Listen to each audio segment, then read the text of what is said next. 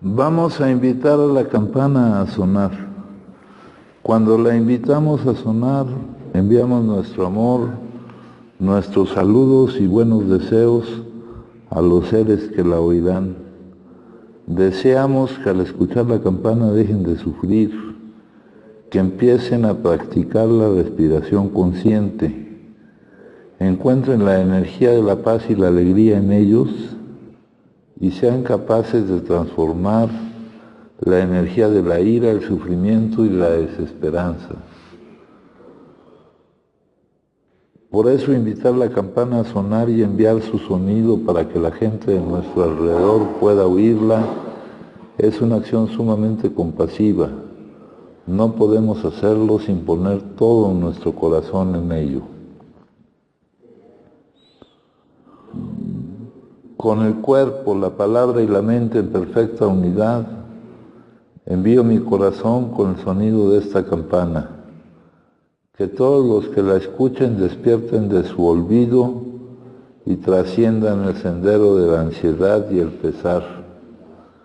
Escuchando la campana siento que las aflicciones que hay en mí empiezan a disolverse. Mi mente se serena y mi cuerpo se relaja. En mis labios nace una sonrisa. Siguiendo el sonido de la campana, regreso a la isla de la plena conciencia y al jardín de mi corazón, donde las flores de la paz florecen bellamente. El pensamiento del día de ayer dice: conforme miramos retrospectivamente nuestras carreras de actividad adictiva, debemos darnos cuenta de que nuestras vidas eran un desastre, porque interiormente éramos un desastre. La dificultad estaba dentro de nosotros y no en la vida. La vida en sí era buena, pero la mirábamos desde un punto de vista negativo. Mirábamos la vida a través del fondo de un vaso de alcohol o a través del efecto del consumo y solo veíamos destrucción. No podíamos ver toda la belleza, bondad y propósito que había en el mundo porque nuestra visión estaba nublada. Solo percibíamos un solo camino a través de la estrechez de nuestra percepción. La gente podía vernos, pero nosotros no podíamos hacerlo, ni ver lo que significaba la vida para los demás y lo que debería significar para nosotros. Entonces estábamos ciegos, pero ahora podemos ver. Puedo ver la vida como realmente es. Bueno, fíjense, aquí hay un error. Parte de lo que dice es cierto, pero hay otra parte que no está completamente clara. Dice que para nosotros la vida era un desastre, la vida estaba mal, porque la mirábamos a través del efecto del consumo. Entonces no está considerando el problema de que la vida para nosotros estaba mal y eso era lo que causaba el consumo, ¿no? Entonces aquí lo que nos dicen, lo demás es cierto, la dificultad estaba dentro de nosotros y no en la vida, pero estaba dentro de nosotros desde antes de que consumiéramos y era precisamente eso lo que nos llevaba a consumir. Sí, entonces la vida no era un desastre porque consumíamos, sino consumíamos porque la vida era un desastre y el problema no estaba en la vida, estaba en nosotros. La vida era buena, pero la mirábamos desde un punto de vista negativo, no porque la mirábamos bajo los efectos del consumo, sino desde antes, o sea, lo que nos llevaba a consumir era precisamente eso. Acá nos dicen, al ver la palabra enfermedad, acuérdense que el consumo es el síntoma. la enfermedad es otra. Al ver la palabra enfermedad, veo una palabra que describe el estado presente de enfermedad de la mayoría de los seres humanos, ¿ah? O sea, nosotros somos un caso específico, una manifestación específica de una enfermedad de la que es víctima toda la humanidad, ¿no? Cuando me dicen aquí de la mayoría de los seres humanos, es tan abrumadora la mayoría que yo al ver a cualquier persona podría, con una probabilidad muy alta de equivocarme, que está viviendo una enfermedad colectiva de la humanidad. Nuestra enfermedad, la enfermedad que se manifiesta en el síntoma del consumo de las sustancias psicoactivas, es una manifestación particular de esa enfermedad. Y dice, sugiero que la raíz de nuestra enfermedad es nuestro sistema de pensamiento adicto. Aquí, cuando llaman nuestro sistema de pensamiento adicto, por las explicaciones que hemos dado, es nuestro sistema de pensamiento el cual al entrar en contacto con lo que la vida nos presenta, con los contenidos de la vida, con las circunstancias que vivimos, produce las emociones que nos negamos a vivir y reaccionamos a esa negación inconsciente, compañeros, pretendiendo que hay una forma de no vivirlas, y esa forma es consumiendo. Entonces, este no es un problema de comportamiento, es un problema de salud. Nosotros no somos adictos porque consumimos porque somos adictos. No todo el que consume es adicto. Muchas personas han enfocado la adicción desde el exterior hacia el interior, o sea, desde el síntoma, fijándonos en el síntoma, describiendo el comportamiento, la manifestación del síntoma y después tratando de evitarlo. Sugiero un enfoque opuesto y ver este problema de salud, este trastorno de la personalidad, esta enfermedad cerebral crónica, desde adentro hacia afuera, identificando la enfermedad, la causa, y entonces sabiendo que la causa es lo que trae aparejado el síntoma, la manifestación de la enfermedad, que es la urgencia inaplazable de consumir. Y entonces cambiando o trabajando en la causa que nos condujeron a la actividad adictiva. Con la dependencia a las sustancias químicas, siento que el concepto de enfermedad tiene un papel extremadamente útil.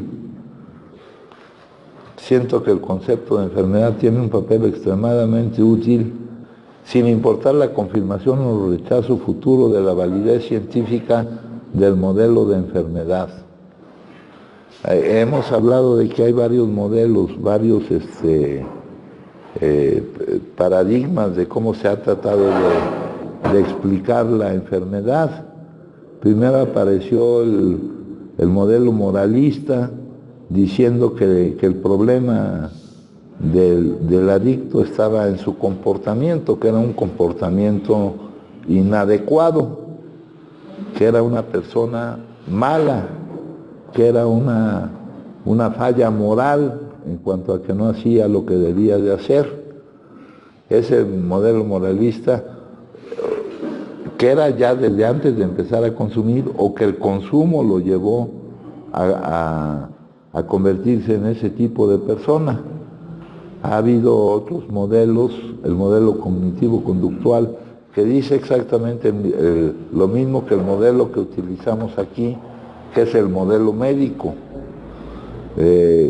Y todavía sigue habiendo un debate.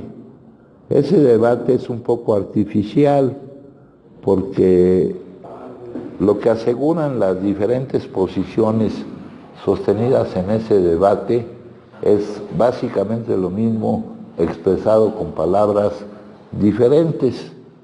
Lo último que he visto en cuanto a modelar la enfermedad lo llaman un trastorno de elección, pero nosotros sabemos que desde principios de los años 50 la Organización Mundial de la Salud clasificó este problema como una enfermedad y que está en los catálogos que enumeran todos los tipos de enfermedades. Ya les he mencionado que está en el catálogo de desórdenes mentales, en la 5ª edición, que es la última que va, y también en la clasificación internacional de las enfermedades. Pero nos dicen aquí cierta ventaja del concepto de enfermedad. En la recuperación temprana, y cuando hablo de recuperación, ya entendemos que esa palabra no significa lo que significa la recuperación de otra enfermedad. En la remisión temprana del síntoma, el concepto de enfermedad permite que el individuo y la familia liberen cierta censura, condenación, juicio y culpa. El concepto de enfermedad, me quieren decir aquí, permite que lo veamos como un problema de salud y no como un problema de comportamiento. Actualmente las tendencias que va siguiendo ya el desarrollo en todos los países del mundo es la descriminalización, la despenalización del consumo de las sustancias, y más bien se va viendo como un problema de salud. Las áreas de políticas públicas que atienden este problema son precisamente las encargadas de la salud, ¿no? Y van siendo cada vez más las encargadas de la salud y no las encargadas de la penalización del comportamiento. Entonces nos dice, permite que el individuo y su familia liberen cierta censura, condenación, juicio y culpa.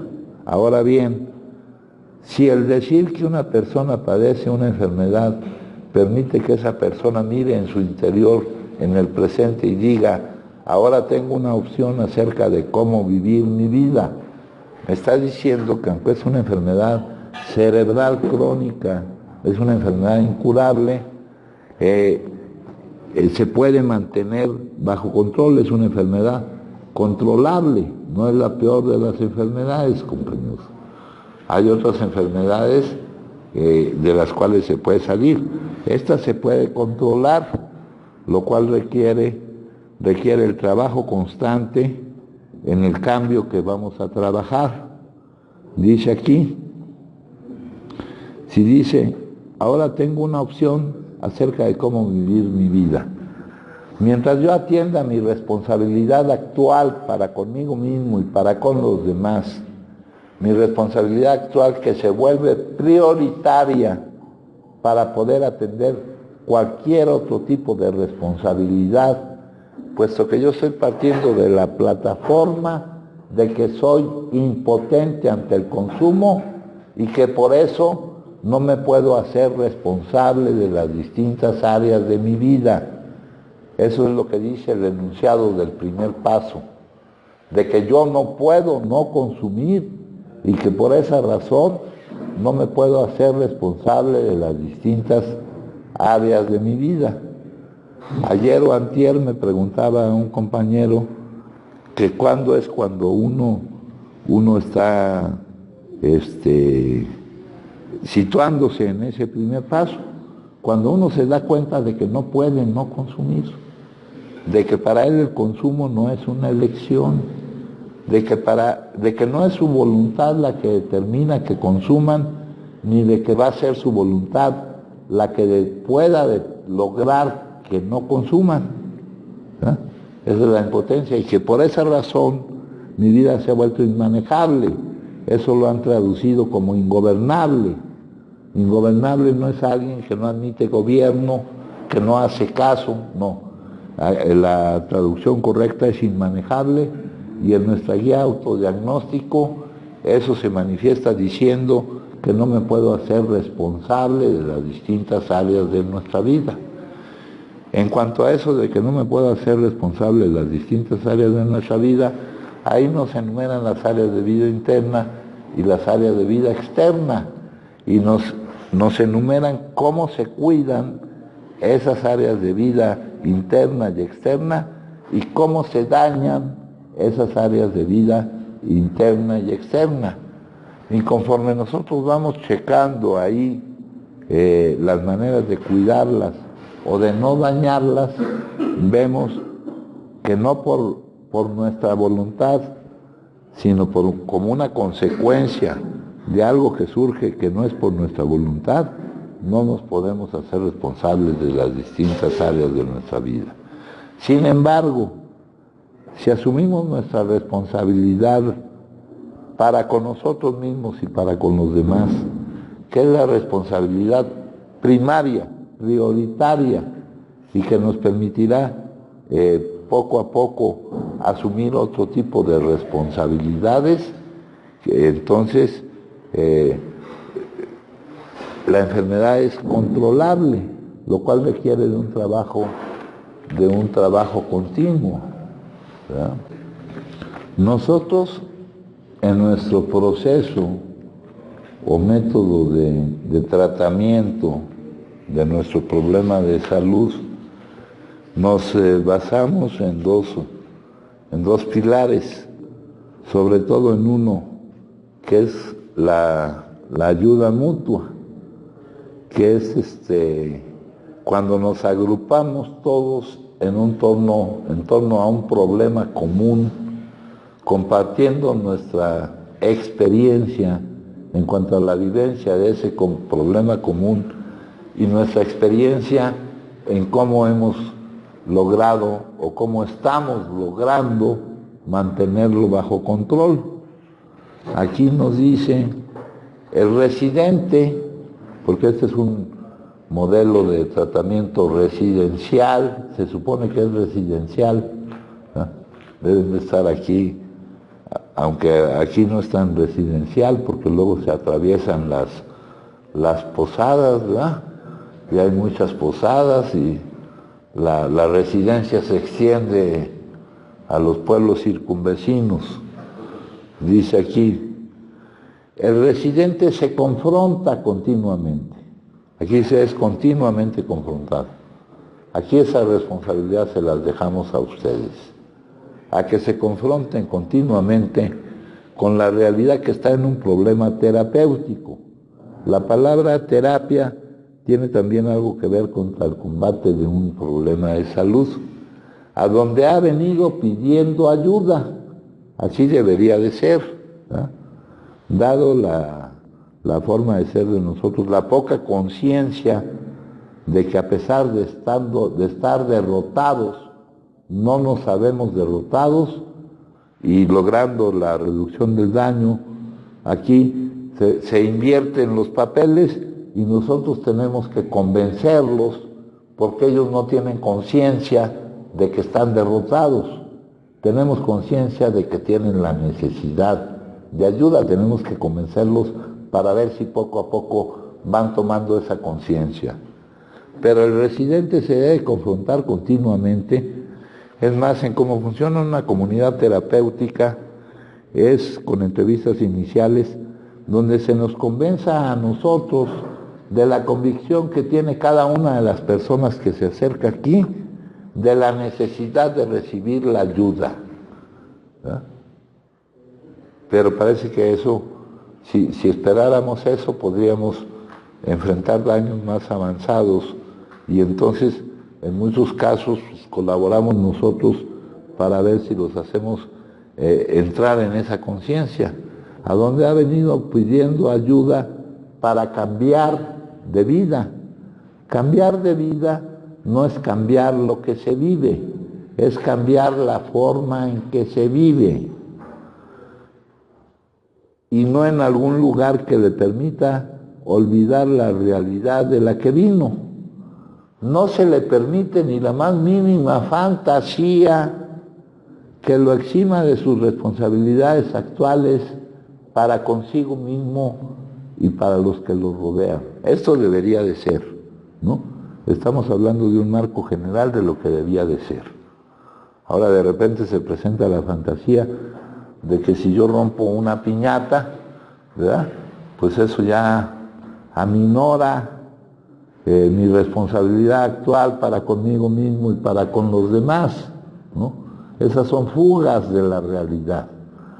Cuando la realidad de uno es dura, la mente tiene un mecanismo de negación y de procurar fugas o escapes para no estar centrado en esa situación que me plantea cuál es mi situación vital respecto a mi problema de salud. Dice que lo exima de sus responsabilidades actuales para consigo mismo y para los que lo rodean, ¿verdad? Mi responsabilidad actual no es venir a tratar de hacerme responsable de lo que estoy admitiendo que no me puedo hacer responsable. Esa es la plataforma de la cual partimos, de que no podemos no consumir y de que no nos podemos hacer responsables de las distintas áreas de nuestra vida. Esa es una dificultad grande. No es fácil acoplarse a todo esto. Venimos aquí precisamente con la experiencia de no habernos podido hacer responsables de otro tipo de responsabilidades y salimos de aquí con la prisa de hacernos responsables de aquella responsabilidad sin haber logrado la posibilidad de llevar esto a una realidad, a que sea realidad, que yo me pueda hacer responsable de eso, ¿verdad? Entonces, dice aquí que nos debemos confrontar con la realidad que estamos en un programa terapéutico en donde hemos venido pidiendo ayuda. Se supone que no fuimos por ustedes, ¿verdad? Se supone que ustedes llegaron, ¿verdad? Pero tal vez creen que... Hay gente que dice que llega porque necesita venir a ayudar aquí, ¿no? Hemos tenido esa gente que viene para ayudar, no viene consciente de la necesidad de ayuda. Entonces, aquí me dice, ahora tengo una opción acerca de cómo vivir mi vida, entonces estoy a favor. Por el contrario, si el decir que esa persona padece una enfermedad significa que dicha persona no se responsabiliza por su vida, entonces estoy en contra. En pocas palabras, si una persona dice, padezco una enfermedad, la frase ideal siguiente sería, tengo la opción de cómo vivir mi enfermedad. Hemos descrito algunas características de esta enfermedad cerebral crónica, ¿verdad?, que es incurable, progresiva, terminal, remisible, que puede estar los síntomas en remisión durante algún tiempo, pero que también es reincidible, que no alcanzamos la curación. En nuestra literatura, todo esto lo dice con muchas palabras, pero hay que llegar al fondo de lo que significa. Acá, cuando abrimos la primera página del libro y surge el prólogo, este compartimiento de experiencia de las primeras personas que estaban utilizando la psicoterapia espiritual, que se llama ayuda mutua y que después se convirtió en un método para muchos tipos de problemas comunes. Dice, quienes nos hemos recuperado, la frase es, quienes nos estamos recuperando, entendiendo por eso que tenemos bajo control, ¿verdad?, que tenemos controlada la enfermedad, en el sentido de que no está presente el síntoma, está la remisión. Empezamos por una remisión temprana, que si hacemos el trabajo adecuado, se va sosteniendo y se logra una remisión sostenida. Esta palabra, para no clavarnos en la palabra, sino en lo que debe significar en el contexto que por experiencia hemos vivido, se pone en contraste con lo que dice en la página 78. lo que dice en la página 78, en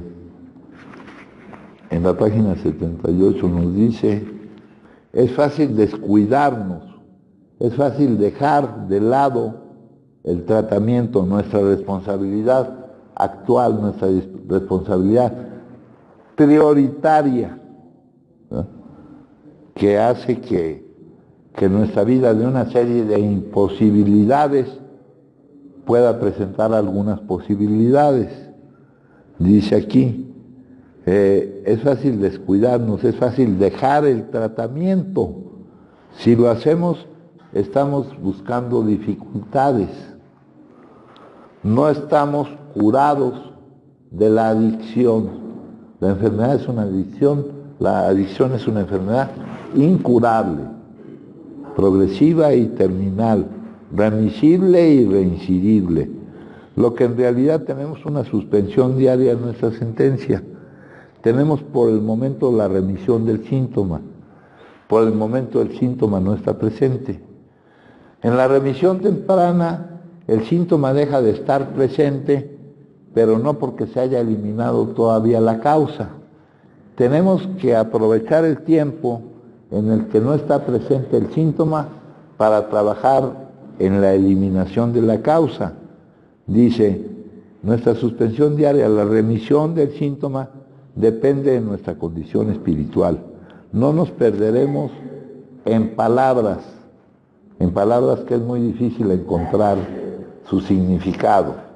Son palabras poco familiares para nosotros. Procuraremos profundizar en lo que significan, en los resultados que se deben obtener. ¿Cuál es el mantenimiento de nuestra condición espiritual? Es mantener la posibilidad de que no produzcamos las emociones que inconscientemente nos neguemos a vivir y que se conviertan para nosotros en una necesidad primaria de supervivencia, no vivirlas, y que debido al estado de enfermedad cerebral crónica sean manejadas por nuestro cerebro como una necesidad primaria de supervivencia, el no vivir esa emoción, para inventarnos que no hemos vivido, hemos caído en la trampa de creer, de no darnos cuenta de que no se pueden dejar de vivir esas emociones, y pretendemos que consumiendo no las vivimos, ¿verdad?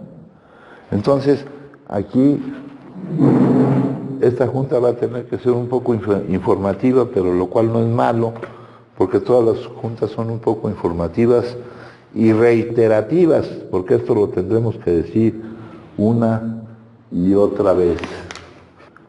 Nosotros tenemos una negación inconsciente a vivir determinadas emociones, tipos de emociones, las cuales no clasificaremos ahorita. Nos negamos sin darnos cuenta a vivir esas emociones. Ahora nosotros sabemos que las emociones no es producto de lo que uno vive, sino de lo que piensa uno acerca de lo que se vive. La gente cree que depende de lo que ocurre para su felicidad o para su sufrimiento.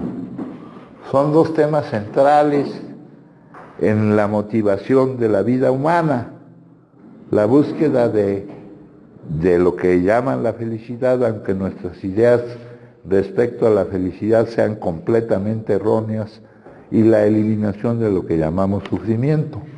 La gente cree que depende de lo que ocurre para su felicidad o sufrimiento. Es decir, depende de la forma que toma el contenido del momento. No se da cuenta de lo que ocurre, es lo más inestable del universo y no es uno el que controla lo que ocurre. Cambia continuamente. Ellos miran el momento presente, su contenido, lo que la vida nos presenta, bien empañado por algo que ha sucedido y no debería haber sucedido. Ahí estoy utilizando una palabra, un imperativo, dándome a mí la capacidad de decir lo que debe de ser o no debe de ser, sin poder llevar esa afirmación a una realidad. Si yo digo que esto no debería ocurrir, eso no va a bastar para que no ocurra. En nuestra literatura dice, dejamos de jugar a ser alguien que pueda sí pronunciar este imperativo, que sí pueda hacer que coincida lo que él designa que sea. Dice aquí, ellos miran el momento presente bien empañado por algo que ha sucedido y no debería haber sucedido, o deficiente por algo que no ha sucedido y debería haber sucedido. Ahí me estoy atribuyendo a mí capacidades que no tengo, ¿no? Eso se refiere mucho a la frase de dejamos de jugar a ser Dios. Y así se pierden de la perfección más profunda que es inherente a la vida misma. Una perfección que no podemos entender a través del pensamiento, porque el pensar fragmenta. Ahorita leeremos la lectura de que la sabiduría del mundo para Dios es pura tontería. Una inherente a la vida misma, una perfección que está aquí ya, que subyace más allá de lo que está o no ocurriendo, más allá de la forma. Acepte el momento presente y descubra la perfección que es más profunda que cualquier forma y que además ante el tiempo permanece intacta. Pasa el tiempo, lo que ocurre cambia, es lo más mutable que hay, y la perfección inherente a la vida misma siempre está. Este hecho de creer que nuestra felicidad o nuestro sufrimiento depende de lo que ocurre, diciendo nosotros, atribuyéndonos la capacidad de dictaminar lo que debería o no debería ocurrir, nos hace quedar a merced de las circunstancias para determinar nuestro estado emocional. Nos hace perder la libertad de hacernos responsables de nuestro estado emocional. ¿Verdad? Siempre tendremos alguna forma de decir que estamos mal por alguna circunstancia. Esto cuadra mucho, compañeros, con lo que dice nuestra literatura cuando nos dice que estamos desadaptados a la vida.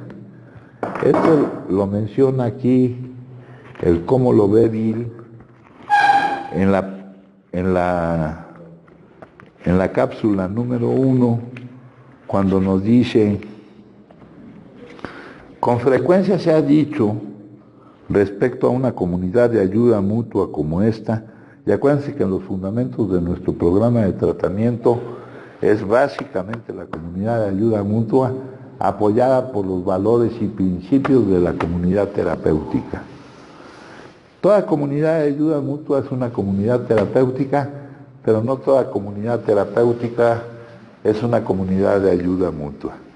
Se ha dicho que respecto a al agruparnos aquí en torno al problema común del consumo de las sustancias psicoactivas, por la causa en la que consume un adicto y en la forma en que consume un adicto, que no tiene nada que ver con la causa por la cual consume una persona que no tiene este problema de salud, ni con la forma en que consume, porque acuérdense que no todo el que consume es adicto. Tenemos el consumidor moderado, para el cual es poco importante, ¿no? El consumidor moderado dice, yo puedo consumir o no consumir. Se me hace extraño que haya personas que no puedan no consumir, que son impotentes ante el consumo. Entonces estamos tratando de llegar a lo que realmente significa. Cuando se lee el primer paso, sin analizarlo profundamente, ¿verdad? Dice el primer paso, somos impotentes y en muchos casos te dicen, un adicto no puede consumir. Y yo por el conocimiento que tengo de los adictos, no tengo ninguna duda de que puedan consumir, compañeros. Yo sé que consumir sí pueden. Yo sé que lo que no pueden es no consumir. Aquí me recuerda algo que dijo Bill, ¿verdad? Aquí me recuerda algo que dijo Bill, ya cuando estaba viviendo la progresividad de la enfermedad. Dice Bill, desperté, esto no podía seguir, me di cuenta de que no podía consumir ni una sola dosis. ¿Ah? Y realmente pues ahí estaba equivocado, de que podía consumir, eso se lo había demostrado. De lo que no podía era no consumir. Dice, dejaría de consumir para siempre. Anteriormente había hecho muchas promesas, pero esta vez había seriedad en mi actitud. ¿Cómo se demuestra esto de que estaba equivocado al decir que no podía consumir ni una sola dosis? En el párrafo siguiente nos lo menciona. Poco después llegué a mi casa intoxicado. ¿Ah? Entonces lo que no podemos es no consumir. Acá, terminando de leer la cápsula de Como lo ve Bill, se ha dicho que en esta comunidad estamos interesados en que las personas que están aquí, que acercados por la necesidad de la impotencia, logren no consumir, logren el no consumo. Pero luego dice, tenemos que dejar de consumir para permanecer vivos. Pero cualquiera que conozca la personalidad y sin ponernos a tratar de definir lo que es personalidad, porque no queremos perdernos en definiciones, sino en significados. Cualquiera que conozca la forma en que un adicto ve la vida por medio del trato personal, sabe que ningún adicto verdadero deja de consumir permanente, logra la remisión permanente del síntoma, a menos que experimente un profundo cambio, otra vez me dicen de personalidad, un profundo cambio en cómo ve la vida y pueda dejar de producir estas emociones que inconscientemente se negará a vivir. El no vivir esas emociones que inconscientemente, sin darnos cuenta, nos negamos a vivir, se vuelve para nosotros una necesidad primaria de supervivencia, el no vivir esas emociones. Nos vendemos la mentira de que la forma de no vivirlas es consumiendo. Entonces el cerebro, por eso es una enfermedad cerebral crónica, le da el tratamiento que le da a las necesidades primarias de supervivencia. El tratamiento que les da a las necesidades primarias de supervivencia, en inglés se llama craving brain, en español se llamaría deseo imperioso, pero para no confundirme con lo que el doctor Silworth llama la compulsión, la pérdida del control de la cantidad que se consume, o la alergia orgánica, yo le pongo una urgencia inaplazable. Esa urgencia inaplazable no surge del lóbulo frontal, no surge del razonamiento, no surge de la decisión. Cuando se trata de consumir, dice nuestra literatura, el adicto ha perdido su capacidad de elegir el no hacerlo. Ese manejo de las necesidades primarias de supervivencia lo maneja nuestro cerebro primitivo, el cerebro emocional, la amígdala, el cerebro reptiliano. Y ese manejo no es a través de razonamientos, es a través de mandatos bioquímicos. Si alguien no se alimenta, lo cual sí es una necesidad primaria de supervivencia, el cerebro emite un mandato bioquímico que te dice, consigue alimento y aliméntate. Al mismo tiempo, cuando está satisfecha la necesidad de supervivencia, manda una señal de alto. En nuestro caso, nuestro cerebro, que tiene una enfermedad crónica, trata como una necesidad primaria de supervivencia lo que no es una necesidad primaria de supervivencia. Porque las emociones se viven, pasan y no sucede nada. Está en esta incapacidad que nos lleva a negarnos inconscientemente y a convertir esa negación en una necesidad primaria de supervivencia, está la causa de nuestra enfermedad. Entonces, esto es lo que determina el inicio del consumo. Aquí se da el consumo. Toda emoción, toda adicción empieza con dolor y termina con dolor. ¿Por qué empieza con dolor?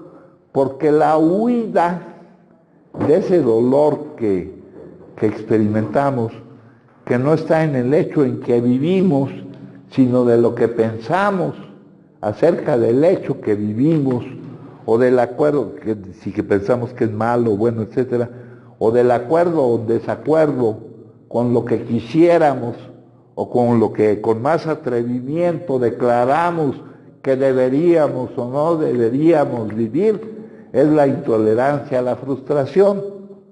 Nuestra enfermedad, ese problema emocional de negarnos inconscientemente, tiene muchos nombres. Intolerancia a la frustración. No toleramos que las cosas no sean como nosotros queremos. Y nos negamos inconscientemente a vivir lo que se siente vivir, que las cosas no sean como nosotros queremos. Es la intolerancia a la frustración, la impaciencia, la autoobsesión, el egocentrismo, ¿verdad? Entonces esto nos lleva a iniciar el consumo, en búsqueda de la eliminación de una emoción dolorosa. Toda emoción, toda adicción empieza con dolor y termina con dolor. Nos dicen los terapeutas que sin ser adictos tratan de analizar esta enfermedad. Nos dicen que esta es una enfermedad que produce placer a corto plazo y dolor a largo plazo. Eso es falso, compañeros. Ahora, para darnos cuenta de que esto es falso, tendríamos que ser muy honestos y poder hacer un regreso, ¿verdad? Una regresión a esos momentos. Por ejemplo, para darnos cuenta de que el consumo no es una elección, teníamos que regresar hasta el momento en que iniciamos el consumo y ahí darnos cuenta de alguna manera que no nos quedó otra cosa que poder hacer. Nos dicen, la literatura nos habla de un salteador rapaz. Te cayó, ibas caminando tú por ahí, te cayó aventado de un árbol un chango. El chango era el consumo. Ya cuando te diste cuenta ya estabas consumiendo, ¿verdad? Entonces esto nos lleva a iniciar el consumo. Hacer de esto un estilo de vida, la eliminación de la emoción dolorosa, entonces va provocando en nosotros la pérdida del control de la cantidad que consumimos. Esta es una dependencia psicológica. Se presenta ahora una dependencia física, dice nuestra literatura. No nos convencía que no podíamos evitar la causa y la manera de consumir, porque estábamos desadaptados de la vida, porque estábamos en plena fuga de la realidad y porque teníamos una franca deficiencia mental. Acá, completando la cápsula, como lo ve que les estoy leyendo, dice: cualquiera que conozca la manera en que un adicto interpreta la vida, sabe que ningún adicto verdadero deja de consumir permanentemente a menos que experimente un profundo cambio. Vamos a eliminar la palabra personalidad. Un profundo cambio en la manera en que la interpreta y en que la percibe. Aquí regresamos a lo que leímos en la primera lectura, de ver que la vida era mala. Sentíamos que la vida era algo que había que soportar, ¿verdad? Y para soportarla así en seco, estaba cabrón, hijo, ¿no? Entonces, sigue la cápsula. Creíamos que las condiciones, que las circunstancias, veíamos empañado el momento presente porque ocurría algo que no debería haber ocurrido o porque no ocurría algo que debería haber ocurrido. Creíamos que las circunstancias nos impulsaban a consumir. Y cuando tratamos de corregir estas condiciones, estas circunstancias, estos contenidos del momento que convivían con nosotros, y nos encontramos que no podíamos hacerlo a nuestra entera satisfacción, ¿verdad? Porque nosotros no tenemos el control de lo que vivimos, compañeros. La vida nos vive a ustedes, a nosotros. La vida es la bailarina y nosotros somos el baile. Darse cuenta de eso va a llevar un tiempo. Pónganse a hacer un retroceso hacia atrás y pónganse a ver si su vida ha sido determinada por ustedes y ha llevado el recorrido que ustedes les han impuesto. Si no somos honestos, si no nos engañamos, no ha sido así para nosotros, ni ha sido así para ninguna persona. Pero el que no sea así para nosotros nos ha hecho caer en el problema del consumo de las sustancias psicoactivas. Nunca se nos ocurrió pensar que teníamos que cambiar nosotros para hacer frente a las condiciones, cualesquiera que éstas fueran. ¿Qué es hacer frente a las condiciones, cualesquiera que éstas fueran? Adaptarse a la vida. En la opinión del médico, dice que nosotros, y estos libros, este compartimiento de experiencia de los poco más de primeros 100 que hace muchos estaban logrando la remisión del síntoma y que tampoco me asegura que la hayan mantenido, ¿verdad? Este compartimiento de experiencia para que me sirva a mí como compartir esta experiencia, porque cuando uno comparte algo, no solo es el que proporciona la experiencia, sino el que está recibiendo la experiencia. Y yo no voy a leer este libro diciendo, pobres de estas personas que mal estaban, sino encontrándome en él y viendo que era mi situación.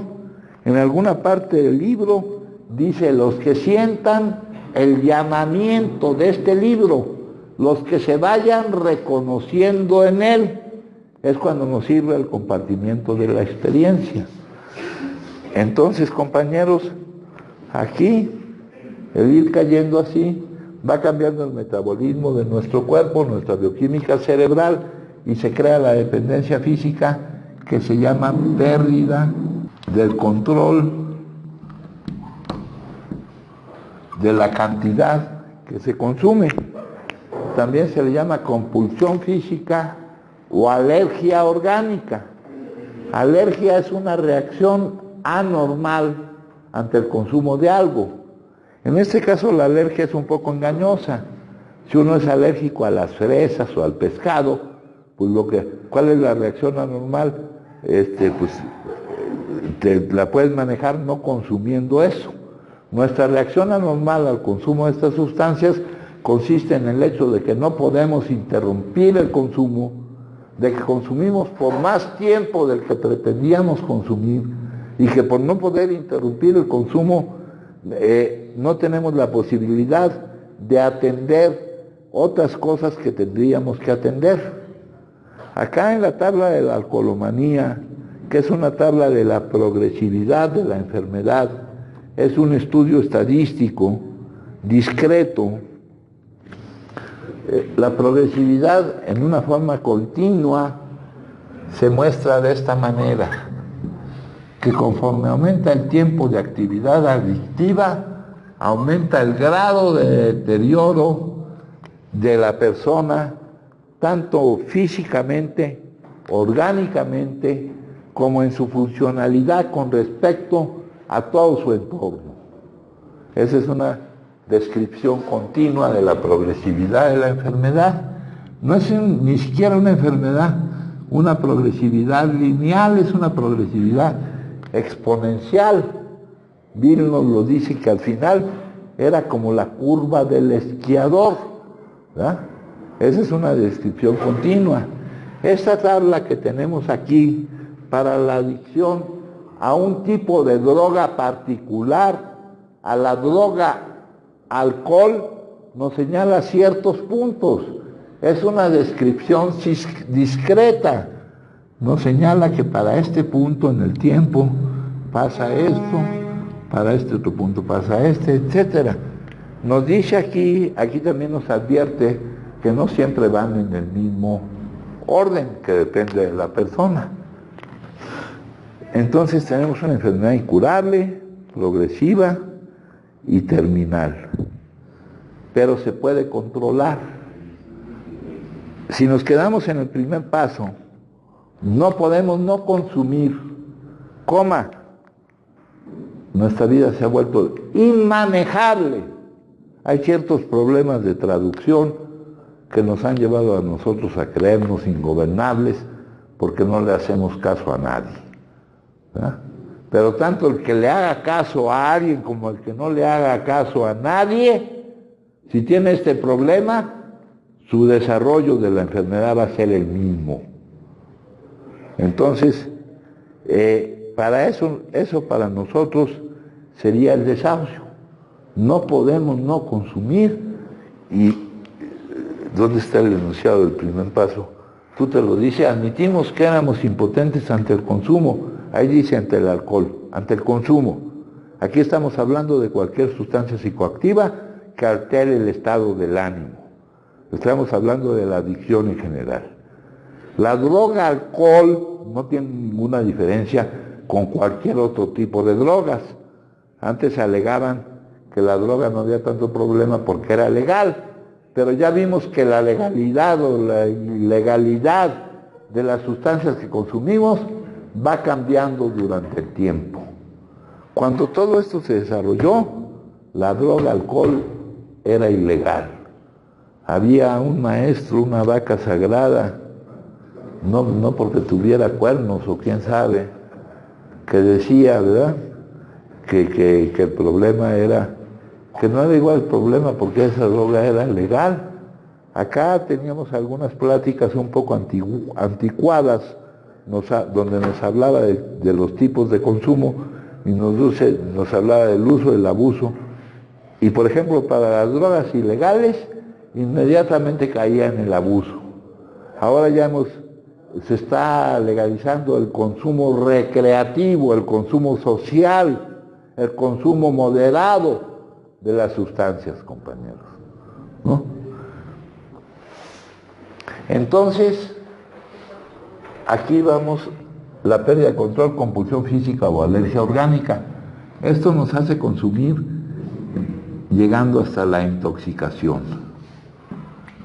Si no interrumpimos el consumo, si consumimos durante más tiempo del que pensábamos consumir, llegamos al estado patológico del organismo que le evita su buen funcionamiento. Choca uno hasta en los estacionamientos, ¿verdad? Choca uno hasta con los postes.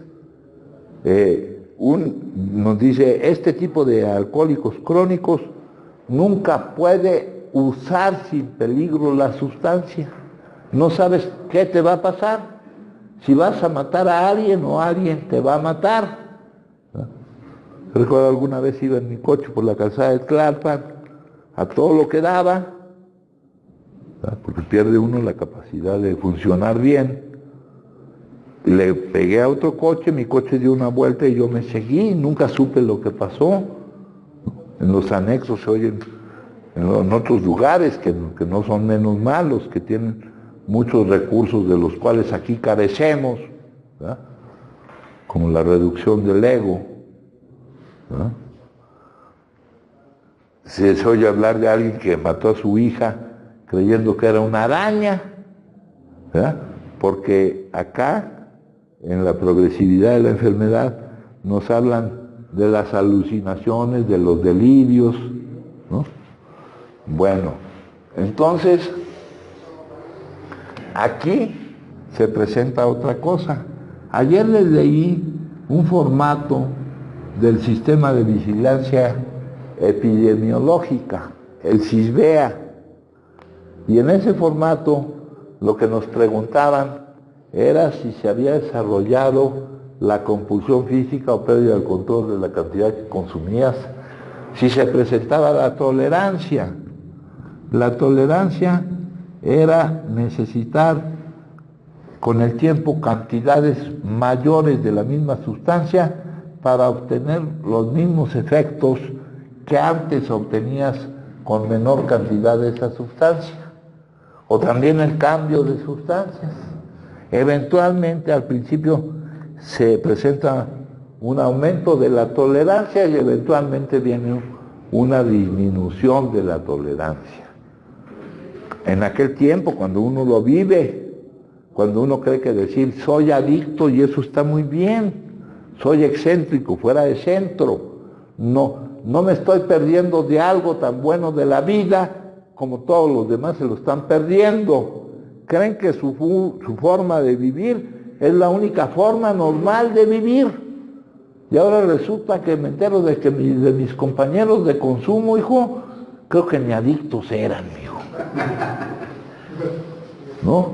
Tienen su vida organizada y me encontré a un amigo que no había visto hace 40 años, me encontré a otro amigo que están jubilados y todo perfectamente bien. Entonces aquí dice la tolerancia. Junto con esto, compañeros, se presenta cuando el adicto tiene que interrumpir por alguna causa su consumo, se presenta el conjunto de malestares biopsicosociales que experimenta el adicto cuando deja de consumir, que es la abstinencia o el síndrome de supresión. De este hay uno que es muy conocido, la supresión temprana o aguda, que es la que se presenta inmediatamente después que uno deja de consumir. Esta dura poco tiempo. La severidad de los síntomas depende de la sustancia que se consumía. Aquí tenemos dos compañeros que llegaron hace poco tiempo con una serie de malestares que manifestaban. No fue difícil salir de esa supresión. En poquitos días salimos de ese estado, ¿verdad? Pero tenemos otro poco conocido, que es el síndrome de supresión tardía o post-agudo, ¿verdad? Cuyos síntomas no dependen, la severidad de los síntomas no dependen de la sustancia que se consume, sino del daño que le hemos hecho a todo nuestro organismo. Las sustancias que consumimos nos dañan el cuerpo de la cabeza a los pies, de alguna o de otra forma, ¿verdad? Entonces, y muy especialmente el sistema nervioso central. Los síntomas de la supresión postaguda son dificultades para pensar con claridad, que es lo mismo que dificultades para resolver problemas sencillos. Son problemas con la memoria temprana, con la memoria a largo plazo. Son problemas de una sobrereacción emocional o un adormecimiento emocional. Son problemas con el sueño, con la coordinación física, con el estrés. La supresión postaguda tiene diferentes patrones. Hay patrones en los cuales parece que vas mejorando y luego empeoras, etc.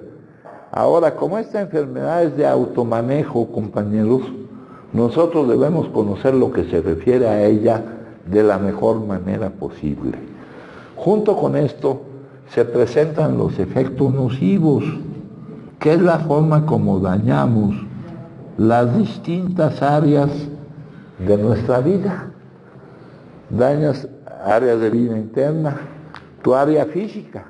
Es evidente que al estar consumiendo, como consumes sustancias que no son propias para el consumo humano, ya estás dañando. Pero acompañado de eso, pues dejas de darle atención a tu salud, de cuidar tu alimentación, de dormir a tu tiempo, de todas esas cosas. El área mental, el área espiritual, el área familiar, ¿verdad? Es difícil que, dice, si una persona, dice, tenemos una enfermedad y estamos convencidos de que es una enfermedad, y es una enfermedad que aniquila todas las cosas que valen la pena en la vida. Si una persona tiene cáncer, todos sienten pena por él. Pero si una persona, pero no así con el adicto, ¿verdad? Porque a pesar de que digan, ya había yo oído que esto era una enfermedad, no dejan de verlo como un problema de comportamiento y te llegan a decir, el que por su gusto muere, que lo entierren parado. ¿Ah? Creen que es por nuestro gusto que nos estamos autodestruyendo. ¿Ah? Pero no vamos a esperar a que la gente deje de pensar así, porque a los que nos urge encontrar una solución es a nosotros. ¿Ah? Si siguen pensando así, que sigan pensando así. ¿Ah? A ver si algún día piensan de otra manera, pero no vamos a esperar eso. Entonces dice, si la vida, sin todo esto y esto, no la podíamos vivir, dice nuestra literatura, cuando ya han adquirido el hábito y se percatan de que no pueden deshacerse de él, cuando han perdido la confianza en las cosas humanas y en ellos mismos, sus problemas se complican y se vuelven imposibles de resolver. ¿Esto a dónde nos va a llevar, compañeros? De nuevo al inicio del consumo. ¿Verdad? Y ese es el ciclo adictivo. Esa es la tortura. Así gráficamente pues no se ve tan grave. Vivencialmente, compañeros, pues de que menos la experiencia que yo les puedo compartir es que no tiene nada de glamuroso ser un adicto, ¿no? Dice, nosotros que estamos equipados con los hechos, vemos entre los jóvenes muchos adictos potenciales. Utilizan la palabra adicto potencial para hablar de aquel que va desarrollando la progresividad de la enfermedad, pero que todavía está en ciertos niveles un poco bajos. Vemos entre los jóvenes muchos adictos potenciales, pero trata de hacer que ellos lo vean. Si entre los adictos que ya tienen un desarrollo mayor de su progresividad de la enfermedad, el adicto, ya sea que esté aquí o está acá, está en la misma situación mientras no se baje de esa curva. ¿Verdad? Entonces, si el adicto, aunque esté acá, el adicto está derrotado. Trae una metáfora ahí en un folleto de la corriente 24 horas que compara al adicto como un boxeador que se pone a pelear con el consumo. El consumo acaba con él. El referee le cuenta la cuenta de 10. Él se levanta y sigue peleando. El adicto acaba solo y sigue peleando. El adicto está derrotado, pero nos especifica ahí que no es lo mismo estar derrotado que saberse derrotado. Porque cuando la verdad de la vida de uno, de la situación vital es dura, la mente tiene un mecanismo automático de defensa que es la negación, compañeros. Y nos pasaremos un buen tiempo negándola, aunque la evidencia de nuestra situación, hasta que la evidencia de nuestra situación sea aplastante y ya no haya forma de no verla. ¿Eh? Entra ahí el rescatador. Si manipulamos, si alguien no se deja rescatar, compañeros, si alguien se está ahogando y no se deja rescatar, el rescatador lo tendrá que inmovilizar. Es decir, las consecuencias adversas de su consumo tendrán que ser cada vez más graves para ver si así se da cuenta. Lo que podría considerarse una inconveniencia que sean graves, pues en realidad pues es una ayuda, ¿verdad? Entonces estábamos leyendo algo de aquí. Entonces aquí nos dice que la dificultad estaba en nosotros, y aquí nos dice que no miremos la enfermedad desde el exterior hacia el interior, sino desde el interior hacia el exterior. Y eso es lo mismo que nos refuerza aquí. Aquí nos refuerza la dificultad estaba dentro de nosotros y no en la vida. Pero aquí nos da la razón de que estaba dentro de nosotros porque veíamos la vida bajo los efectos del consumo, y esto no está bien explicado. La dificultad estaba dentro de nosotros, porque ver la vida sin los efectos del consumo nos llevaba a tener la urgencia inaplazable de consumir. La gente podía vernos, pero nosotros no podíamos hacerlo, ni ver lo que la vida significaba para los demás. Dicen que un propósito del cambio que vamos a tratar de experimentar es llegarnos a dar cuenta de que la vida no es algo que hay que soportar, ni algo que hay que conquistar. Que uno de los propósitos de nuestro cambio, que son los resultados, llamémosle como le queramos llamar al cambio, es sentir la vida como un traje cómodo. La vida es una incertidumbre, sentirte cómodo con la incertidumbre. Ese es el pensamiento del día. ¿Puedo ahora ver la vida como realmente es? Cuando yo pueda ver la vida como realmente es, que la vida es algo donde siempre ocurre lo correcto para el todo, y que todo suceso es una ayuda. Pero para ver la vida realmente como es, tengo que dejar de caer un montón de condicionamientos, compañeros. Un montón de condicionamientos, internos y externos. Esa es la pregunta que me hacen con respecto a mi proceso de recuperación. Si puedo ver la vida realmente como es, no consideraré como una urgencia inaplazable la necesidad de negarme a vivirla y de pretender escapar. Dice, no nos convencía la explicación de que estábamos desadaptados de la vida. El que está desadaptado de la vida es aquel que está esperando que la vida se adapte a él. Ya lo leímos en el número 1 de Cómo no vivir. Que estábamos en plena fuga de la realidad. De la realidad no nos podemos fugar, compañeros. Pero de lo que menos nos podemos fugar es de pretender que nos podemos fugar de la realidad.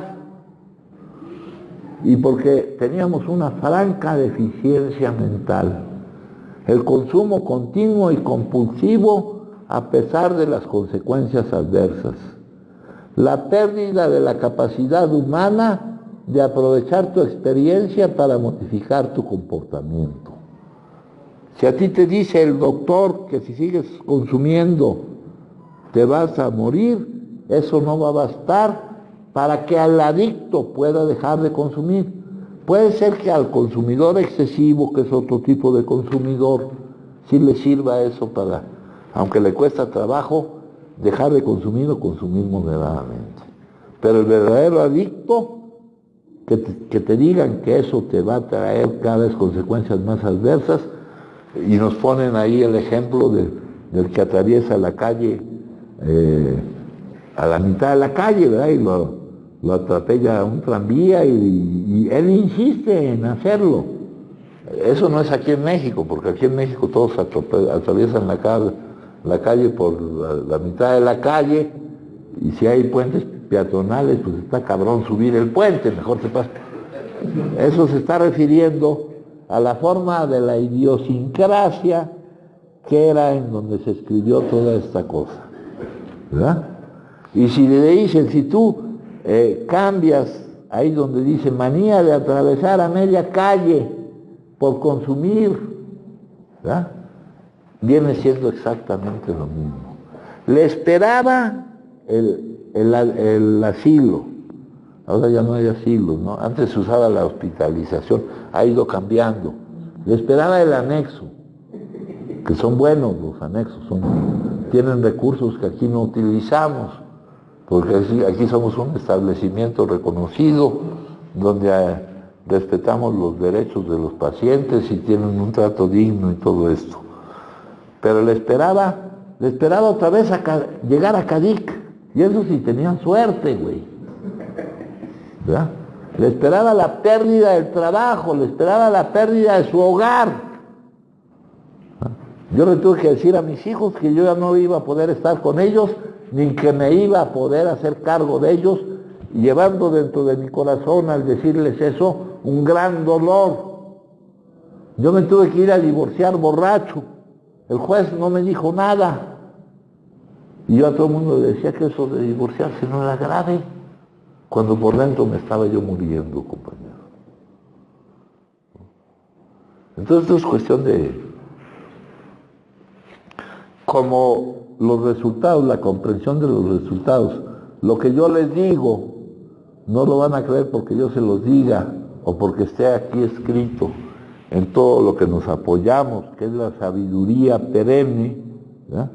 Sino la única manera en que lo pueden creer es comprobándolo, verificándolo ustedes mismos, atreviéndose a vivir esto. Aquí el conocimiento no. La validación es por la experiencia, ¿verdad? ¿Cómo que para recibir tengo que dar? ¿Cómo que dando es como que recibimos? ¿Cómo que la conmiseración no me sirve? A mí me dijeron, ya ni lástima me das. Y yo me sentí molesto porque me decían eso, güey. Como si fuera algo agradable dar lástima. Y no es agradable dar lástima a los demás, y tampoco es agradable dársela a uno mismo. Necesitamos actuar. Yo un tiempo estuve yendo a San Fernando, al Instituto de Rehabilitación que había ahí, no sé si todavía esté, hace muchos años, donde yo veía llegar gente que le faltaban los brazos, las piernas, o todo, pero tenían un ánimo inmenso por vivir, cabrón. Y aunque no podamos caminar, pues ¿qué esperábamos, hijo? ¿No? Hay un compañero en donde parece eso de que cruzar a media calle se combina con la adicción, ¿verdad?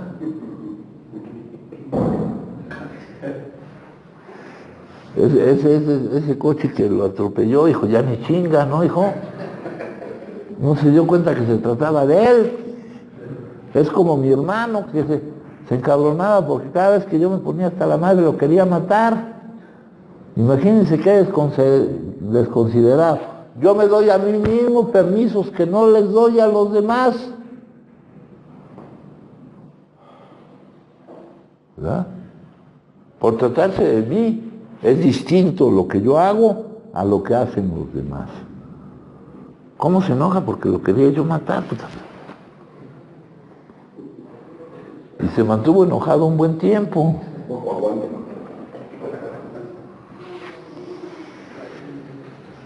Ahora yo me di cuenta que lo quería matar.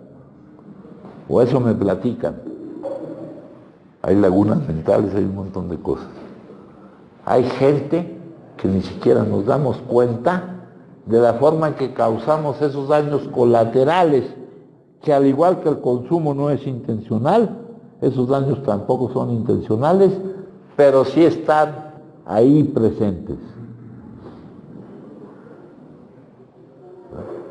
Pero yo dañar a los demás, pues no tiene tanta importancia. Pero que alguien me dañe a mí, eso sí es distinto. Yo me sitúo en un plano aparte.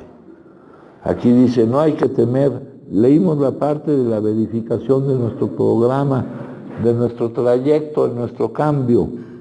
¿Puedo ver ahora la vida como realmente es? Ya hablábamos de que hay dos realidades, hay un montón de mitos acerca de la vida. Ya la puedo ver como realmente es. Ya me estoy dando cuenta de que la interpretación que yo tenía de ella, que era lo que producía todo este problema emocional, no tenía nada que ver con la realidad. Esa es la verificación.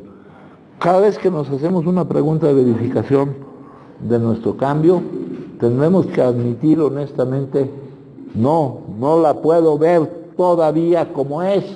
Me tienen enojado. ¿No? ¿Por qué respondiste así? Pues porque estaba yo enojado. El adicto hace un berrinche y se pone hasta la madre. Los niños pequeños hacen un berrinche y se ponen morados y dejan de... El adicto quiere castigar a la vida.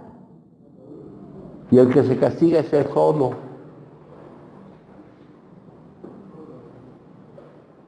Y la gente tan codependiente que por tener alguna relación de compromiso con el adicto desarrolla una enfermedad que se llama coadicción o codependencia y que tiene exactamente el mismo funcionamiento que una adicción cualquiera.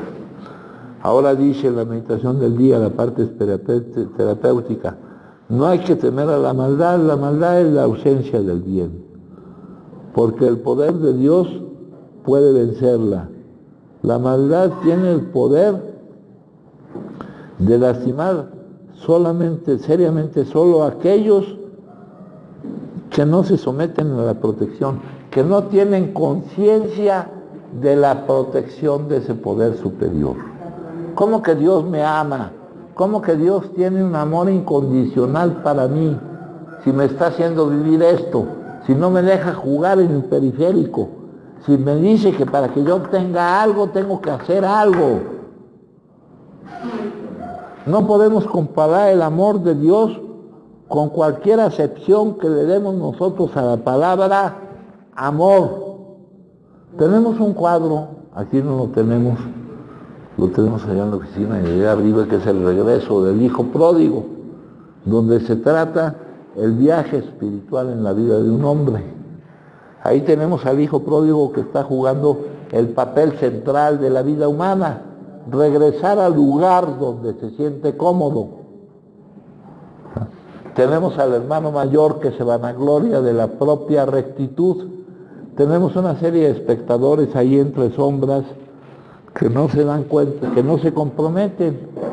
Y por último tenemos al Padre que es capaz de un amor incondicional, que no es en base a tus merecimientos, que es incondicional, ¿verdad? Y nosotros vamos jugando todos esos papeles que están representados en ese cuadro. Y estamos llamados a, con nuestra transformación, poder jugar el papel de aquel que puede brindar el amor condicional que surge de lo que tiene para dar, no de lo que necesita recibir. Dice aquí, la maldad tiene poder de lastimar seriamente solo aquellos, y la maldad es una calificación, es una interpretación. Dice que no se someten a la protección, que no están conscientes de su protección. Esta es una idea no es una idea sentimental, sino que es un hecho comprobado por nuestra experiencia. Hay que decirnos a nosotros mismos que pase lo que pase, ningún mal podrá hacernos daño en tanto que dependamos, como dependemos, en tanto que dependemos de un poder superior. Hay que estar seguros de la protección, de la gracia de Dios.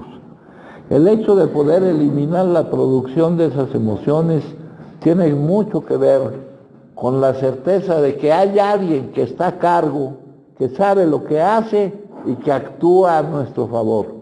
Y que el hecho de que actúe a nuestro favor no somos nosotros los que lo determinamos, porque la forma en que Él actúa a nuestro favor choca contra los condicionamientos, choca contra lo que yo quisiera que fuera o no quisiera que fuera.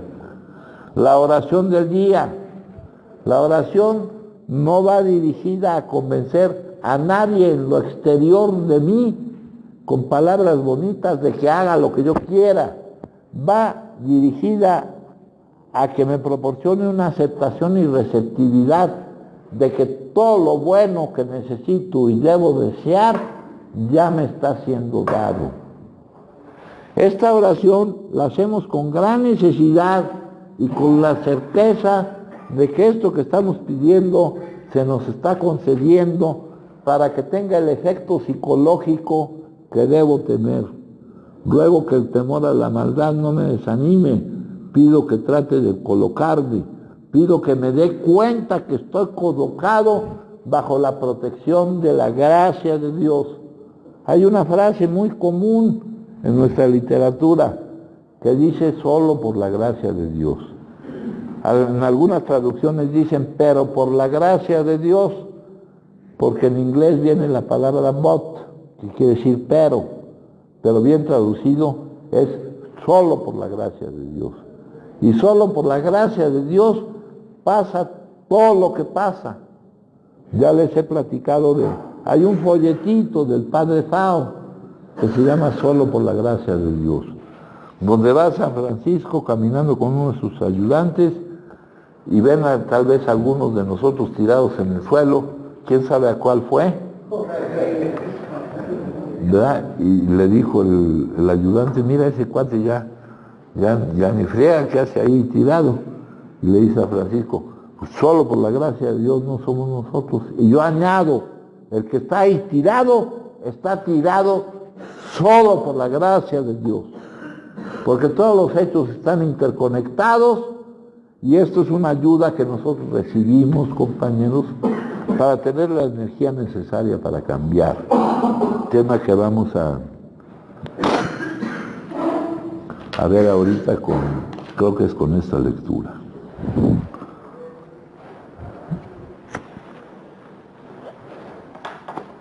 Si gustan compartir algo me dicen, ¿eh?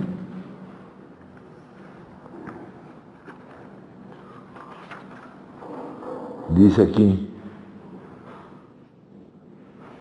leí el de ayer, pero no leí el de hoy, ¿verdad? No es este, es este. Hemos dejado atrás definitivamente ese mundo de sueños. Era solamente una ficción, era un mundo imaginado por nosotros y no el mundo real.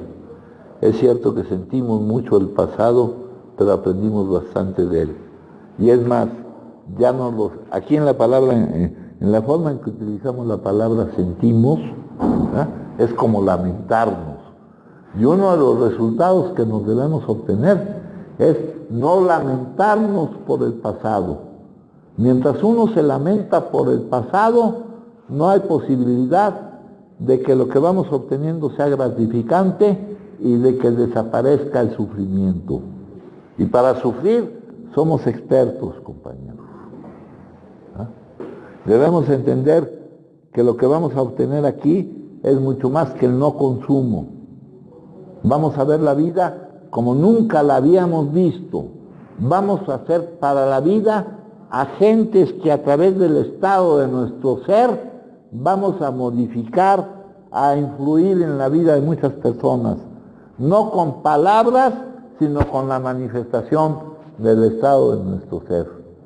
Ya les platiqué del hermano Laurenzo, el hermano Lorenzo, que muchos lo iban a ver, ¿no? Sin importar lo que estaba haciendo, barriendo, lo que fuera, y lo iban a ver por el estado de su ser. Esa es la transmisión que tenemos que hacer nosotros. Amigo, sí. Yo antes de que sigas, buenas tardes, Alejandro, no más. Ahorita que estabas mencionando esta parte de lo del círculo adictivo, donde dice, cuando han adquirido el hábito de estar consumiendo, esa parte, hemos visto a través de la tabla de la alcoholomanía, que no hay manera de consumir sin que se vayan alcanzando estas fases. Sin que vaya avanzando la progresividad. Esto puede ser muy comparable con alguien que no es adicto y que de alguna manera ha adquirido un hábito de estar consumiendo. Yo conozco personas que han consumido alcohol durante muchos años. Sí, su vida no se vuelve inmanejable. Esos pueden ser consumidores excesivos. Yo no me tengo que comparar con ellos. No, lo que nos caracteriza a nosotros, Alejandro, es la causa por la cual consumimos y la forma en que consumimos. Esa parte que dijiste, la adicción comienza con dolor y termina con dolor. Porque antes de que se presentara el consumo, yo ya veía la vida mal a través... Por eso se presentó el consumo. Fue lo que estuvo mal explicado en la lectura del pensamiento del día de ayer. Dicen que veíamos la vida mal porque la veíamos a través de los efectos del consumo. Y no, caíamos en los efectos del consumo porque ya veíamos la vida mal desde antes. Es que ahorita con esa que leíste y la de hoy, donde dice esa parte de la literatura, no nos lamentaremos por el pasado, pero tampoco desearemos cerrar las puertas que nos deben abrir. No nos lamentaremos. Para eso se necesita una preparación separación. No, yo te puedo compartir mi experiencia, que yo dejé de consumir, pero no se trata, el tiempo en que dejamos de consumir, en que está la remisión del síntoma, debemos aprovecharlo para eliminar la causa. Y la eliminación de la causa lleva implícito el comprender que todo está interconectado y que todo ha sido para algo, expresado en una forma poética de un poema que se me ha perdido. Dicen que lo que el árbol tiene de florido, tiene sus bases en lo que tiene sepultado. Es necesario el sufrimiento, es optativo, es necesario hasta que te des cuenta de que no es necesario. Dices, ya estoy cansado de sufrir. Y cuando estés cansado de sufrir, si realmente estás cansado, si no es solo una pose, dejas de sufrir. Si alguien está cansado de correr, deja de correr. A mí el que me diga que está cansado de sufrir y sigue sufriendo, no le creo nada, porque aquí lo que uno manifiesta no es verbalmente, es respecto a nuestra actitud y a nuestro estado en nuestro ser. ¿Ah? Por ejemplo, otra cosa muy importante, la compasión. Nuestras mismas vidas, ahí dice haciendo una excepción porque nosotros nos sentimos exclusivos, los adictos. No, la vida de cualquier persona depende de la constante preocupación que tenga por las necesidades de otro y de lo que haga por resolverlas. Esa es la definición que el Dalai Lama da de compasión. Y ese es un ingrediente terapéutico que ataca directamente al egocentrismo o a la autoobsesión. La fuente de todas las miserias del mundo consiste en pensar en uno mismo. Es como un tormento chino, es como una gota que te estuviera cayendo en el cráneo y te lo agujera. Dice, los pueriles, en el sentido no de la edad, sino del grado de desarrollo que han alcanzado, trabajan en beneficio propio. Los que ya se dieron cuenta cuál es el funcionamiento de la vida, trabajan en beneficio de los demás. Basta en fijarse en la diferencia entre ambos. Se va a ver a simple vista. La fuente de todas las miserias del mundo consiste en pensar en uno mismo. La fuente de toda la felicidad consiste en pensar en los demás. Y no me dice ahí, no me pone ahí ninguna circunstancia que me limite para dejar de pensar en mí mismo. Al contrario, me pone circunstancias que me facilitan dejar de pensar en mí mismo. Cuando yo veo mi situación vital tan deshecha, tan maltrecha respecto a los condicionamientos, el hecho de estar pensando en mí me produce un tormento que no puedo aguantar y que me lleva a pensar en los demás y a poner en práctica la compasión. Nuestras mismas vidas dependen, no en el sentido que se vayan a acabar o no, sino de la calidad de la vida, de cómo se vive la vida, depende de la constante preocupación por las necesidades de otros y de lo que hagamos por resolverlas. Esa es la práctica de la compasión. Hay ciertas cosas que son cuestiones de salud mental, lo que llaman las virtudes teologales, la fe, la esperanza, la caridad, eso es necesario para la salud mental. La compasión es necesaria para la salud mental. ¿Ah? Bueno, ahora en el día de hoy me decía, hemos dejado atrás ese mundo de ficción, de ilusión. Ya les he dicho aquí que yo, pues el papel que juego aquí es de desilusionarlos. Ahora la palabra desilusión tiene una connotación negativa. ¿Cómo que me quieren desilusionar? Ilusión quiere decir mentira. Sacarlos de la mentira y llevarlos a la verdad. Llevarlos a la verdad. Tenemos que actuar. Me estoy refiriendo, aquí cuando hacemos estas juntas, compañeros, yo en ciertas cosas que digo, siempre estoy pensando en alguno de ustedes en particular. Espero que se den cuenta.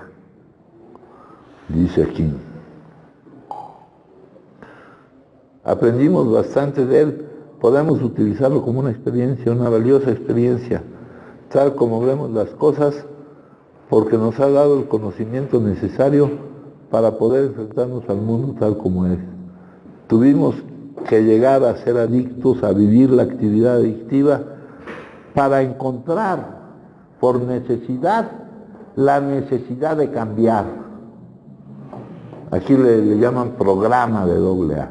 Es un indicador, no es un programa, es un indicador de los cambios que debemos obtener. Dice aquí, no lo habríamos tenido en otra forma, en cierto modo ha valido la pena, ¿no? Es necesario el sufrimiento. Dice, ¿es imprescindible sufrir? Sí y no. Si no hubieras sufrido como has sufrido, no tendrías oportunidad como ser humano, ni humildad, ni compasión. No estarías escuchando esto. El sufrimiento abre el caparazón del ego, pero llega un momento en que ya ha cumplido su propósito. El sufrimiento es necesario hasta que te des cuenta de que es innecesario.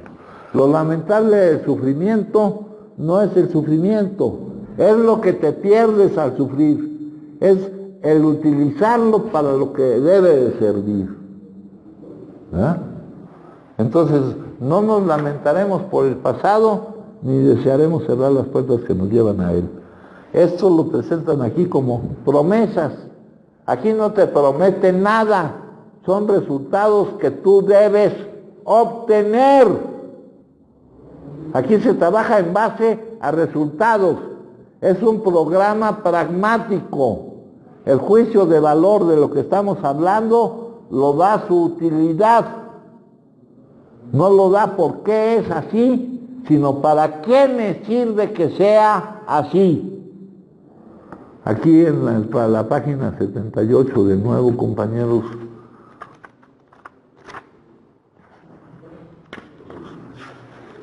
me dice, no nos lamentaremos por el pasado ni desearemos cerrar la puerta que nos lleva a él. Son resultados a obtener. Y aquí en ningún lado dicen que sean promesas, pero en el argot, donde todo esto se ha ido transmitiendo oralmente, y de repente no sabemos la música, pero no sabemos la letra de lo que estamos hablando, dice, ni desearemos la puerta que nos lleva a él. Comprenderemos el significado de la palabra serenidad y conoceremos la paz. En nuestra escala de valores, como adictos a la adrenalina, ¿cuándo tuvo para nosotros valor la serenidad y la paz? Y la serenidad es el resultado de la cooperación absoluta con lo inevitable. Dice aquí, sin importar lo bajo a que hayamos llegado. Y aquí no es más que una cuestión geométrica. Sin importar lo alto a que hayamos llegado, porque es lo que nos va a lanzar, percibiremos que nuestra experiencia puede beneficiar a otros. Desaparecerá el sentimiento de inutilidad y lástima de nosotros mismos. Perderemos el sentimiento, el interés en cosas egoístas y nos interesaremos en nuestros compañeros. Se desvanecerá la ambición personal. Nuestra actitud y nuestro punto de vista sobre la vida cambiará. Se nos quitará el miedo a la gente y a la incapacidad, a la inseguridad económica. Intuitivamente, ¿no? Porque la mente pensante se tiene que hacer a un segundo lado y dejar que la verdadera inteligencia, la maestría en cualquier área de la vida, surge cuando la mente pensante se hace a un segundo lado y surge la verdadera inteligencia. Sabremos manejar situaciones que antes nos desesperaban. De pronto comprenderemos que Dios está haciendo por nosotros lo que por nosotros mismos no podíamos hacer. Son estas, aquí pone promesas, extravagantes, no lo creemos, están cumpliéndose entre nosotros. De pronto comprenderemos que Dios está haciendo por nosotros lo que por nosotros mismos no podíamos hacer. Consumir sí lo podían hacer. Lo que no podían hacer era no consumir. Estamos sin consumir. No es por nosotros, porque ya declaramos nuestra impotencia. La admitimos, que es diferente que declararla. Dios está haciendo por nosotros. Y quítenle la palabra Dios, si esa palabra les estorba o la identifica con algún cuadro o con alguien en algún lugar.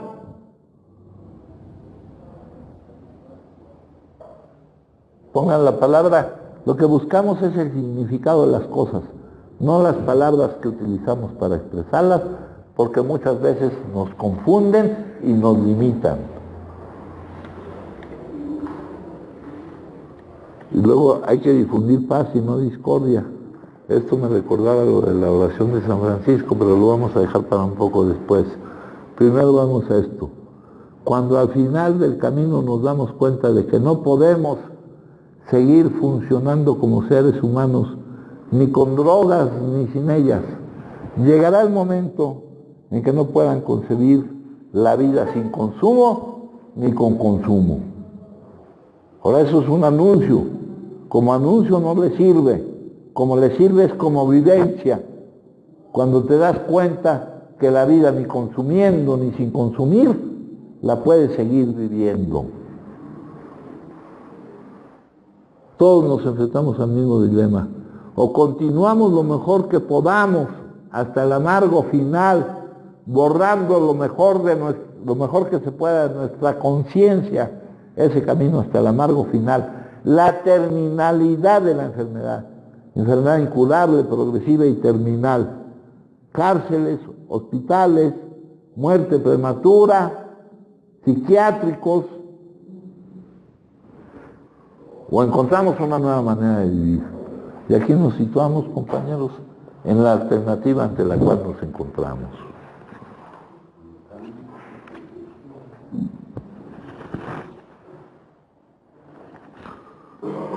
Dice,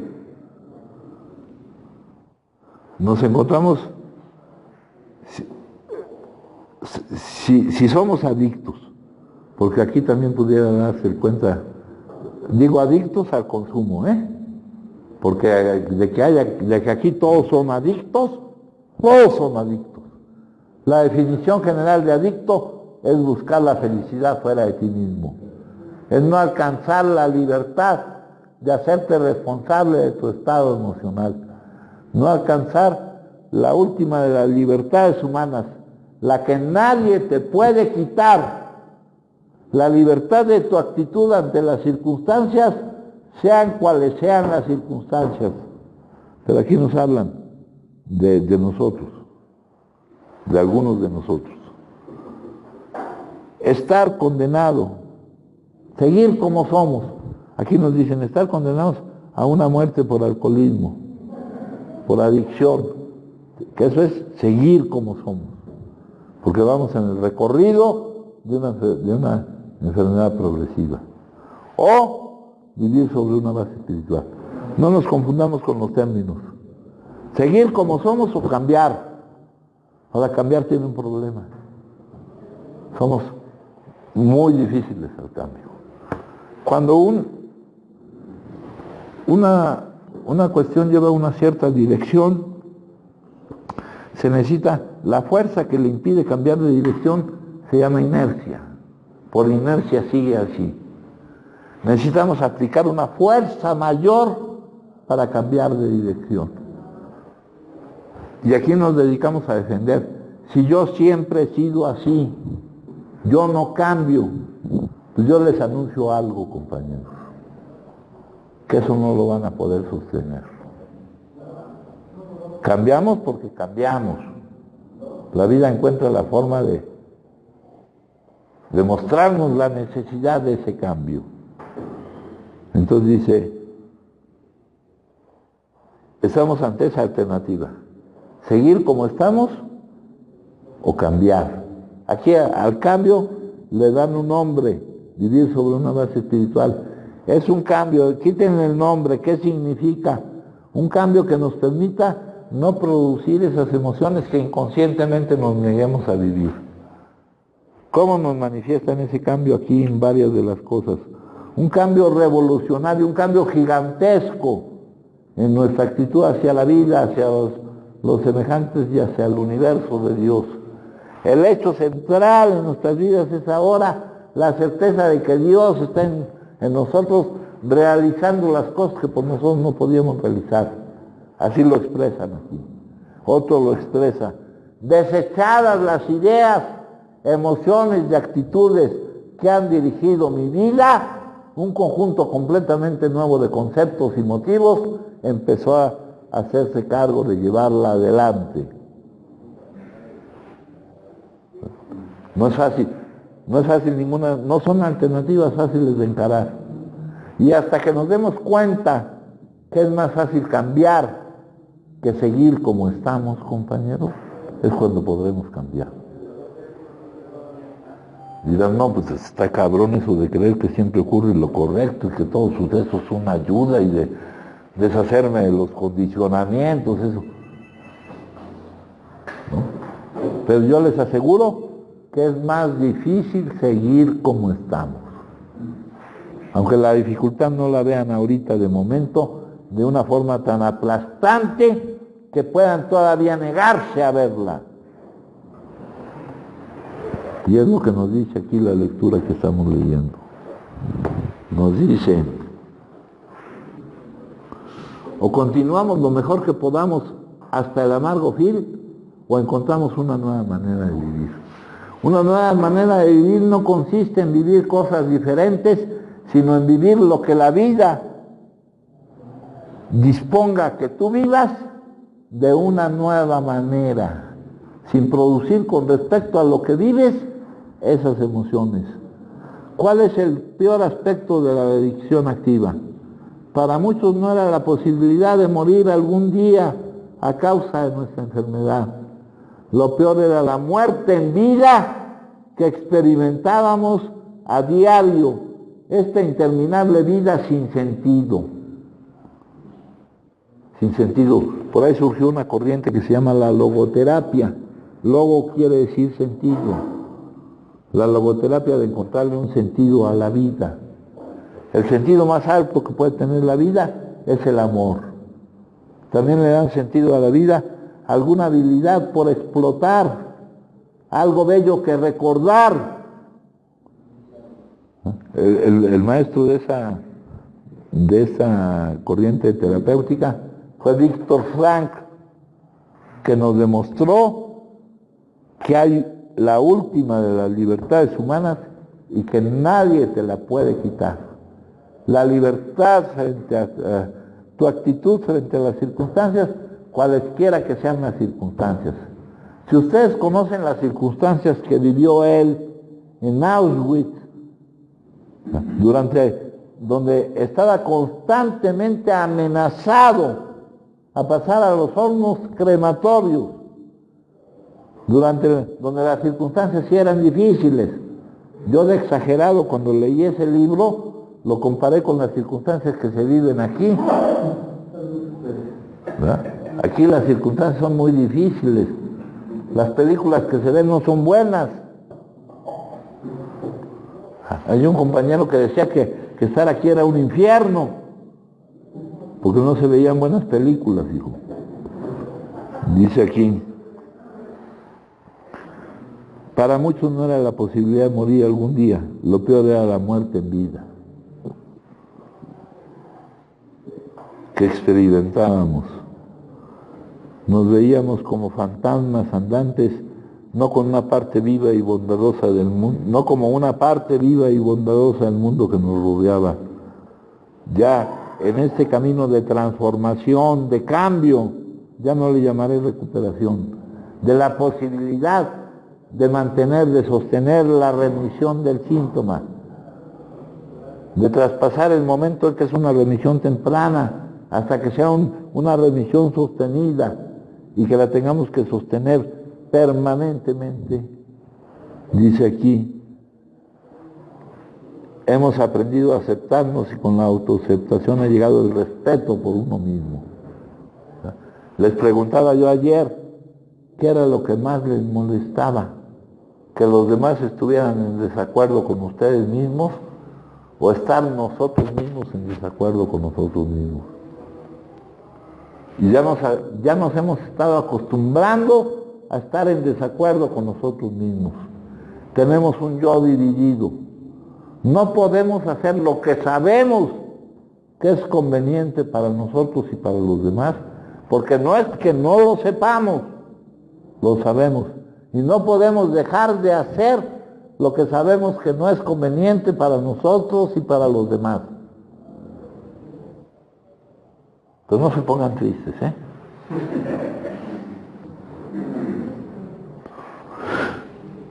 Hemos visto que todo lo que hacemos afecta a los demás. Ya empezamos a tomar en cuenta a los demás.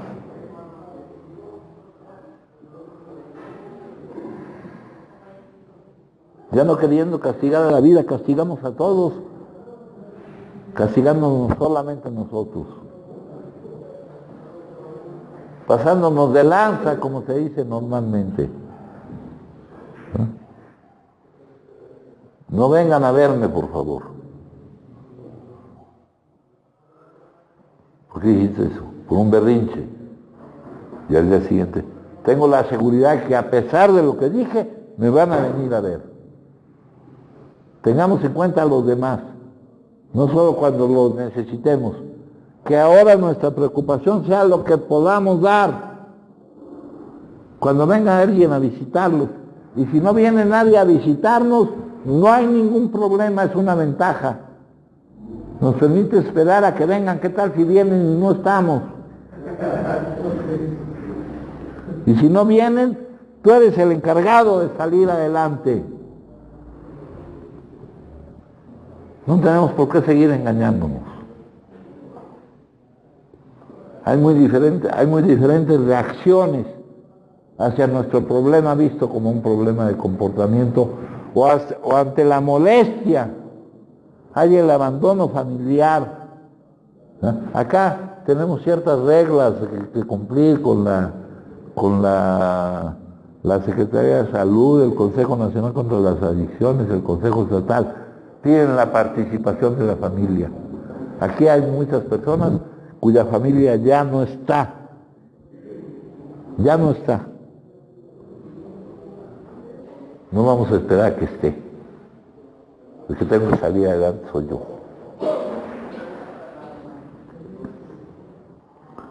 Hemos visto que todo lo que hacemos afecta a los demás. Somos parte de la vida de las personas que nos rodean y ellas de la nuestra. Hemos empezado a confiar en los demás y a reconocer nuestra responsabilidad hacia ellos.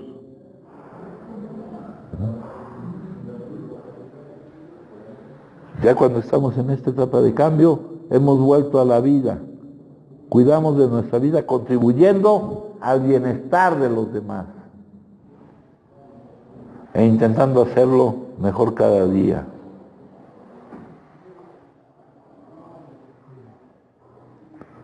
La época de vivir como fantasmas ha pasado. Si solo tratamos activamente de ser una influencia saludable, bondadosa y útil en nuestra vida y en la de quienes nos rodean. He descubierto una nueva forma de vivir. No he descubierto cosas nuevas que vivir, una nueva forma de vivirlas. Hoy intentaré servir a los demás con cariño. Hoy estaré interesado en dar, porque sé que dando es como recibo. Ya no estaré preocupado por recibir. Si lo que recibo está en función de lo que doy, me centraré en dar, y ese dar surgirá de la abundancia que tenga yo, no de la necesidad de que me den. ¿Alguien gusta compartir? Sí, mija. Sí, ahora hablamos del círculo lectivo de cuando dices de una negación inconsciente de no poder vivir algo y consumir. No puede ser consciente Te decía eso, yo no lo puedo vivir, no lo puedo aguantar y bebo. No, cuando consumes, no te das cuenta de que bebes por eso. ¿No? No. Ah, Tal vez ya al final y ya cuando sepas algo de esto y cuando estés algo enterada de esta, puedas darte cuenta de que es así. Pero al principio cuesta mucho trabajo aceptar. ¿Cómo es que que dicen que yo no decidí consumir? Si yo fui, compré, yo me dirigí, yo hice lo necesario para consumir. Tendrías que regresarte hasta ese momento, porque cuando hay una elección es cuando uno puede optar entre varias alternativas y ver que en ese momento no pudiste haber hecho otra cosa. Ahora con el tiempo, pues sí ya nos damos cuenta de que esto concuerda con la realidad, con el tiempo de estar conociendo esto. sí. Y eso nos lleva tiempo. ¿Cómo? Decimos que no es culpable, ¿eh? Y eso a mucha gente le cuesta trabajo aceptarlo, hasta se enojan, porque le dices que no es culpable. Pero cuando le dices que es responsable, y que su responsabilidad actual para con ellos mismos y para con los demás es tener la posibilidad mediante el tratamiento de esto, de que en su vida haya alguna imposibilidad, contrastado con una vida sin ninguna posibilidad, con una vida incapacitante, ¿eh? Todo esto lleva tiempo para darnos cuenta. Y aquí el tiempo actúa a nuestro favor. El tiempo y lo que la vida te enseña. Si necesitas crear más sufrimiento para ti y para los demás, la vida es generosa y te sigue repitiendo la lección hasta que la aprendas.